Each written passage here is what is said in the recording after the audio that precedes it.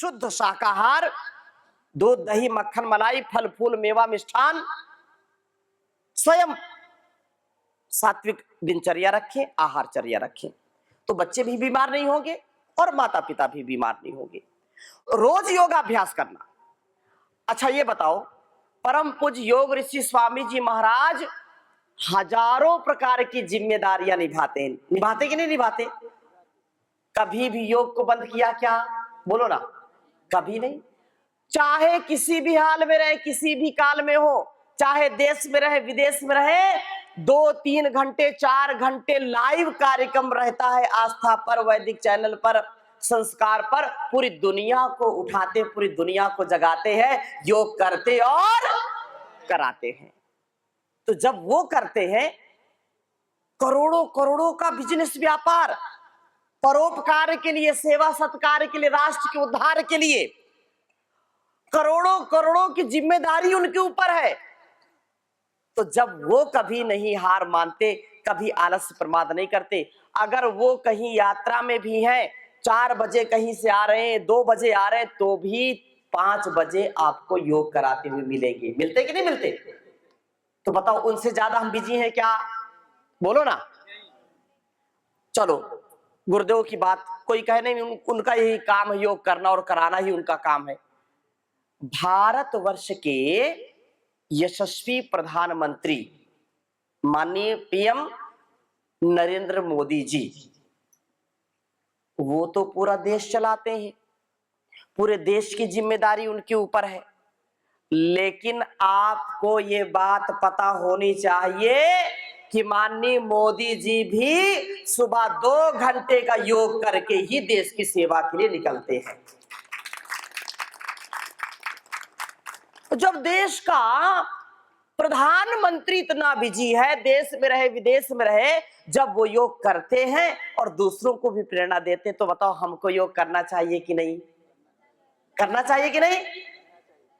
तो आज से यहां मैं आया हूं आपके द्वार पर, राय सिंगोड़ा, तो हर गांव में भी इसको पहुंचाना, और गांव ही नहीं, हर घर में पहुंचाना। योग को पहुंचाएंगे कि नहीं पहुंचाएंगे? हर घर में पहुंचाना और हर व्यक्ति को योग करना और कराना है, ऐसा संकल्प आप सबको लेना है। तब तो मेरा आना यहां सार्थक है। कोई भी बीमार व्यक्ति ना रहे, पूरे गांव में सबको निरोगी बनाना। किसी को कैसा भी रोग है, आपको योग उसको 2 घंटे कराना। और यहां योग कक्षा चलती है, यही चलता है, ये पूरा केंद्र है यहां पर। आपसे कोई शुल्क लेते हैं क्या? बोलो, पैसा लेते हैं क्या? आपको कितना बड़ा सौभाग्य मिला है कि आपको निशुल्क योग सिखाते हैं और आपके लाखों लाखों रुपए बचाते हैं। हमारी पूरी टीम, पतंजलि का ये पूरा परिवार, जो सेवा सत्कार परोपकार के लिए ये अपना तन मन जीवन लगा रखा है, और कई दशकों से ये पूरे निस्वार्थ भाव से काम कर रहे हैं। एक बार जोरदार अभिनंदन करिए सबका। कितनी बड़ी सेवा का काम करते हैं। पूरे गांव में योग की चर्चा हो, योग करने और कराने वाले लोग हो, तो याद रखना, चाहे कोई भी किसी कुल वंश में पैदा हुआ, किसी भी मत पंथ में पैदा हुआ, किसी और मजहब में पैदा हुआ है, जैसे परमात्मा ने इस पूरे जहान को महान बनाया है, जीवन को महान बनाया है, योग से आप संपूर्ण रोगों को दूर करोगे। श्वास लेना और छोड़ना, क्या इसमें लगेगा? कुछ लगता है क्या?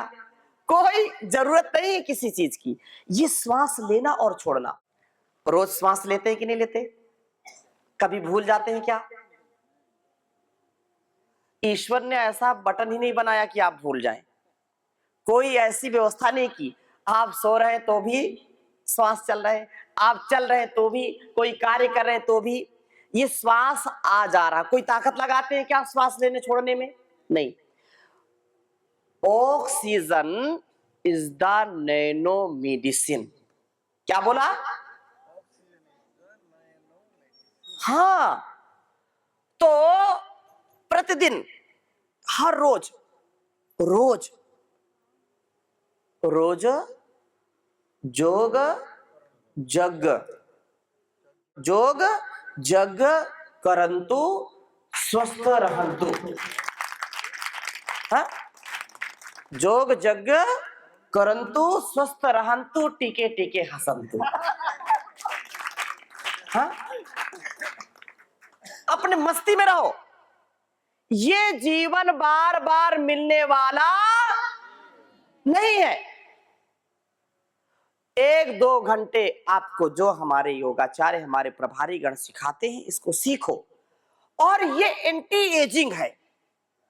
जल्दी बुढ़े नहीं होना चाहते हैं तो योग करो, जल्दी बीमार नहीं होना चाहते तो योग करो, जल्दी मरना नहीं चाहते तो योग करो, मन और तन अच्छा रहे तो योग करो, सदा प्रसन्न रहना चाहते तो योग करो, अपनी सामर्थ्य को बढ़ाना चाहते हैं, रोग प्रतिरोधक क्षमता को बढ़ाना चाहते हैं तो योग करो, बच्चे अच्छे नंबर लाना चाहते हैं, अच्छा रिजल्ट चाहते हैं तो योग करो।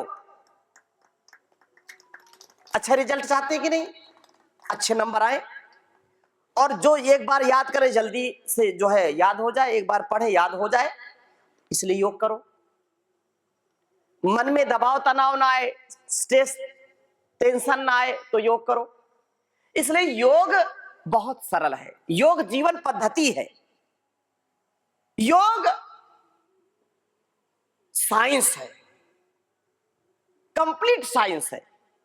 योग करने से ये जो हम प्राण वायु लेते हैं ना, ऑक्सीजन लेते हैं, ये सबसे बड़ी औषधि है। अभी जब मैं आ रहा था तो हमारी माताएं यहां पर वेद मंत्र का उद्घोष कर रहे थे, है ना? तो ऐसी माताओं को गौरव देना चाहिए, ऐसी माताओं को जो वेद मंत्र पढ़े सुनाए, वो बच्चों को भी ऐसे सिखाएं। मातृमान पितृमान आचार्यवान पुरुषो वेद। माता पिता गुरु आचार्य, ये 3 उत्तम शिक्षक जब संतानों का निर्माण करते हैं, शिष्यों का निर्माण करते हैं, उनका जीवन महान बन जाता है। सनातन की ये परंपरा घर घर पहुंचे, योग और यज्ञ की परंपरा घर पहुंचे। और याद रखो माताओं बहनों, अपने घर को यदि स्वर्ग बनाना चाहते हो तो 2 काम कर लेना, योग और यज्ञ, और उसके साथ साथ स्वाध्याय करना शुरू करोगे, आपका घर स्वर्ग बन जाएगा।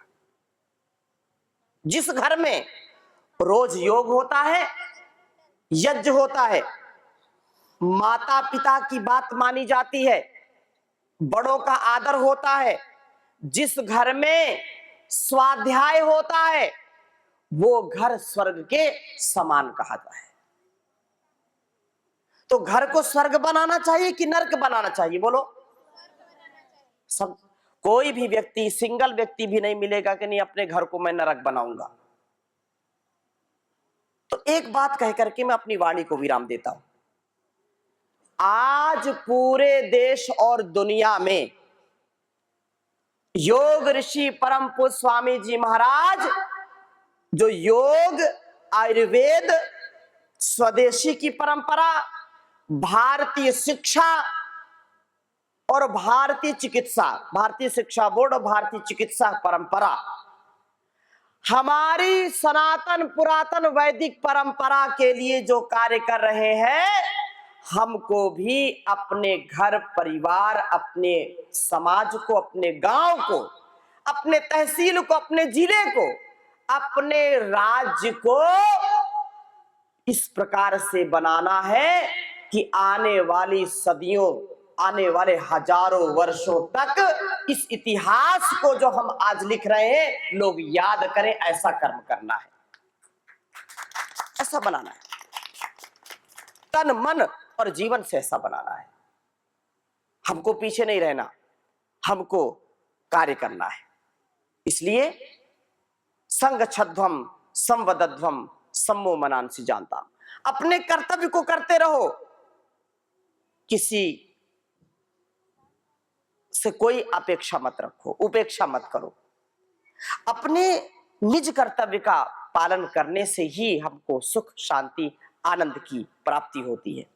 और मिलजुल करके, ऐसा नहीं कि एक दाएं एक बाएं, घर में दो सदस्य हैं वो आपस में झगड़ रहे, पत्नी पति से और पति पत्नी से झगड़ रहे हैं, बच्चे क्या सीखेंगे? ये गड़बड़ है। कभी घर स्वर्ग नहीं बन सकता। आपने रामायण सबने पढ़ी है, सुनी है। एक प्रसंग आता है, कैकेयी का नाम तो सुना होगा सबने, सुना है। और जब उनको वरदान मांगने थे तो वो नाराज हो गई थी और कहां गई थी फिर, कोई बताएगा? नाराज होकर के दशरथ से उनको वर लेने थे तो नाराज होकर के कहां चली गई थी? कोप भवन। कहां गई थी? कोप भवन। अब देखो, कोप माने क्या होता है? कोप माने क्या होता है? गुस्सा, क्रोध, यही ना। जब गुस्सा हो गए, क्रोध हो गए, तो क्रोधित हो गए तो कोप भवन में चले गए। पहले की ये परंपरा थी और शास्त्रों में यही लिखा है, बड़े बुजुर्ग भी यही कहते हैं, अगर बच्चे हैं, परिवार है, आप नाराज हो गए हैं तो कभी भी समूह में नाराजगी नहीं दिखानी चाहिए। कभी भी पति पत्नी को आपस में झगड़ा, माता पिता को आपस में झगड़ा नहीं करना चाहिए। क्यों? क्योंकि आपने इतना झगड़ा किया और आपके जो बच्चे हैं उनके मस्तिष्क में जो बिल्कुल क्लीन है, वो उनके जीवन में वो गलत संस्कार पड़ जाएगा और पूरे जीवन उनका स्वभाव वैसा ही बन जाता है। एक बार भी गलत शब्द उनके सामने मत बोलिए। जैसे कैकेयी ने कोप भवन में जाकर के गुस्सा किया, नाराजगी जताई और अपनी बात फिर दशरथ को बताई तो उसका जो समस्या का समाधान था वो निकल गया। अब फिर एक प्रश्न आएगा, अरे स्वामी जी पहले के तो लोग राजा महाराजा होते थे, बड़े बड़े भवन होते थे, अब तो इतनी समस्या है कि एक ही कमरा, क्या करोगे अब, कहां कोप करे जा करके? प्रश्न है कि नहीं? तो हमको वैसा ही नहीं, लेकिन आंशिक रूप में उस बात को जरूर हमको समझना चाहिए कि अपने स्वभाव में हमको शालीनता रखना है। आचार्य चाणक्य की एक बात बहुत अच्छी है, मैं आपको बताता हूं, और उससे जीवन को कैसे जीना, ये आप अपने जीवन को और घर को, परिवार को कैसे स्वर्ग जैसा बना सकते हैं। एक बार आचार्य चाणक्य घूम रहे थे नगर में, तो लोगों ने कहा, अरे आचार्य आज आप कहां यहां टहल रहे हैं? आचार्य ने कहा कि मैं नगर में शमशान ढूंढ रहा हूं। क्या? शमशान ढूंढ रहा हूं।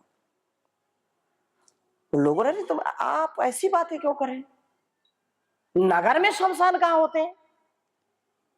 फिर से आप कुछ गलत बोल रहे हैं, आप ठीक से उस पर सुधार कीजिए। तो चाणक्य मुस्कुराए बोले कि मैंने बहुत सोच समझ करके उत्तर दिया है, मैं नगर में शमशान खोज रहा हूं। फिर लोगों ने कहा कि आचार्य क्षमा करें, हमको बात समझ में नहीं आई, आप हमको थोड़ा समझाइए। उन्होंने कहा, सुनो, एक शमशान नगर के बाहर होता है जहां पर मुर्दे जलाए जाते हैं, और एक शमशान घर के अंदर होता है, नगर के अंदर होता है, जहां पर जिंदे लोग जलाए जाते हैं। मेरी बात समझ में आ रही है? जिस घर में दुख है, कष्ट है, लड़ाई झगड़ा है, बार बार प्रताड़ित किया जाता है, आपस में एक दूसरे का तिरस्कार किया जाता है, कलह होती है, जहां कुमति है, जहां छीना झपटी है, जहां का सुबह का जो प्रातः काल है लड़ाई झगड़े से शुरू होता है, एक बार जब तक नोक झोंक ना हो तब तक कुछ खाते पीते नहीं है, कलह है, ऐसा घर शमशान के समान है। मेरी बात हमेशा याद रखना, ये मैं नहीं कह रहा हूं, चाणक्य कह रहा है, ऋषि कह रहा है। अगर घर को स्वर्ग बनाना चाहते हैं तो अपने घरों को कैसा बनाना, उन्होंने एक श्लोक बताया। उसको याद कर लेना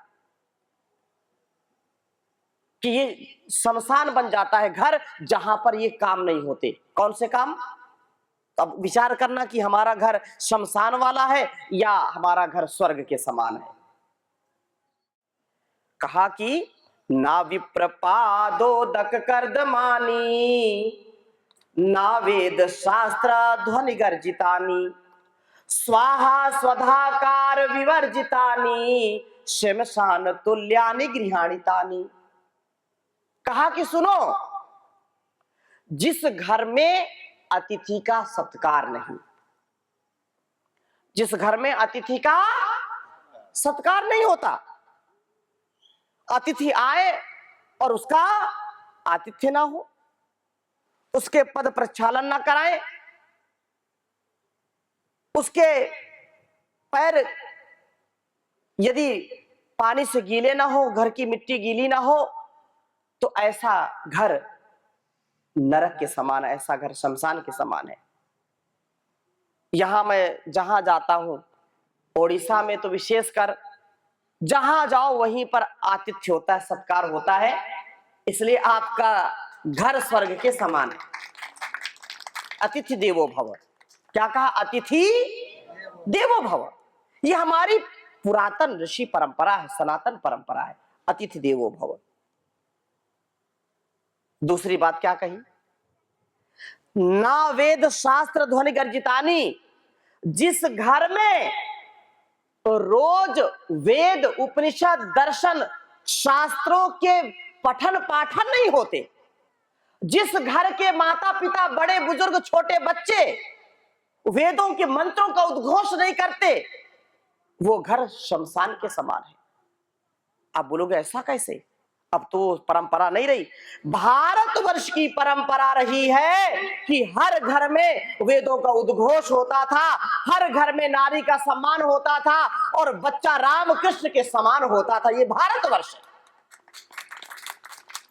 इसलिए अपने घर को स्वर्ग बनाना चाहते हैं तो रोज रामायण का, गीता का, उपनिषद का, दर्शन का स्वाध्याय होना चाहिए, वेदों का स्वाध्याय होना चाहिए। जैसे अभी माताएं वेदों का, मंत्रों का उद्घोष कर रहे थे, अपने बच्चों को भी ऐसा सिखाइए ताकि उनके अंदर वैदिक परंपरा का, ऋषि परंपरा का गौरव आए और वो भारतवर्ष विश्व गुरु बने, घर घर स्वर्ग बने। तो ना वेद शास्त्र ध्वनि गर्जितानी। जिन घरों में वेद और शास्त्रों के आवाज नहीं आती, जहां कलह है, कपट है, छल है, एक तू मैं होती है, लड़ाई झगड़ा होता है, इसी की आवाज आती है, वो घर नरक बन जाता है, शमशान बन जाता है। और जहां के बच्चे बूढ़े बुजुर्ग गीत गाते हैं, संगीत गाते हैं, वेदों के मंत्रों का उद्घोष करते हैं, भजन गाते हैं, वो घर स्वर्ग के समान हो जाता है। अगली बात क्या कही? कहा कि स्वाहा स्वधाकार विवर्जितानी, शमशानि तुल्यानि गृहाणितानि। कहा जिन घरों में स्वाहा, जिन घरों में रोज उठ करके योग और यजन और भजन नहीं होता, यजन, यज्ञ, होम, अग्निहोत्र, ये हमारी परंपरा थी। हर घर में चाहे खाने का ना हो लेकिन रोज योग और यज्ञ होता था। सब बड़े बुजुर्ग बैठ के यज्ञ करते थे कि नहीं? हमारी माताएं कुछ बड़ी बुजुर्ग बैठी हैं, जब तक यज्ञ नहीं होता था या अग्निहोत्र नहीं होता था या अग्नि में जब तक 2-4 आहुति, 5 आहुति नहीं दे तब तक किसी को भोजन मिलता नहीं था। ये भारतवर्ष की परंपरा थी। आज घर नरक क्यों बन रहा है, शमशान के समान क्यों बन रहा? क्योंकि इन परंपराओं को हम भूल गए।